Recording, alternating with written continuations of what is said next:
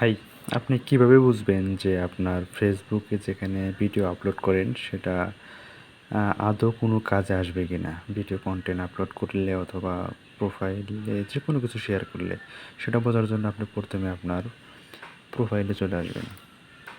প্রোফাইলে চলে আসার পরে এখানে ড্যাশবোর্ড আছে না? ড্যাশবোর্ডে ক্লিক করবেন।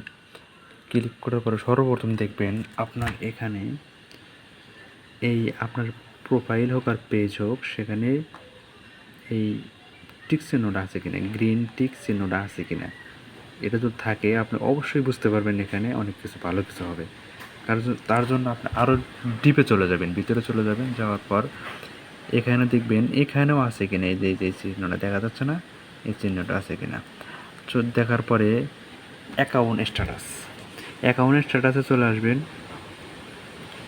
আসার পরে নিচে দেখবেন যে এখানে আরও অপশন আছে, এই যে দেখা যাচ্ছে না, এই যে recommendation, active monetization, active market place active আছে কিনা। যদি থাকে অবশ্যই ভালো কিছু হবে।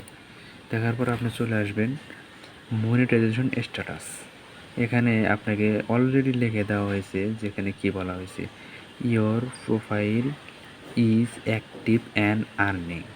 এর মানে হলো, আমি এখানে দেখাচ্ছি, এর মানে হলো আপনার প্রোফাইলটি সক্রিয়ভাবে আয় করেছে। আপনি বর্তমানে আমাদের মনিটাইজেশন টুল ব্যবহার করে অর্থ উপার্জন করেছেন। অর্থ উপার্জনের জন্য অন্য এবং মূল্যবান কন্টেন্ট শেয়ার করতে থাকুন। এটা দেখেই আমি নিশ্চিত হতে পারলাম যে আমার প্রোফাইলটা এখন কাজ করছে। তাহলে আমি এখানে কন্টেন্ট আপলোড করতে পারি। কারণ পেজটাতে আমি অলরেডি কাজ করি অনেক দিন হলো, কিন্তু ভিডিও দেওয়া হয় না। সেজন্য এই ভিডিওটা শেয়ার করা। সবাই একটু ভিডিওটা শেয়ার করবেন এবং লাইক দিতে পারেন, ফলো করতে পারেন, করলে সুবিধা হবে আর কি। যে কোনো ইনফরমেশন যদি জানার থাকে কমেন্ট এবং মেসেজে লিখে দিন, আমি উত্তর দেওয়ার চেষ্টা করব সময় সুযোগ বুঝে। ওকে, গুড বাই, ভালো থাকেন।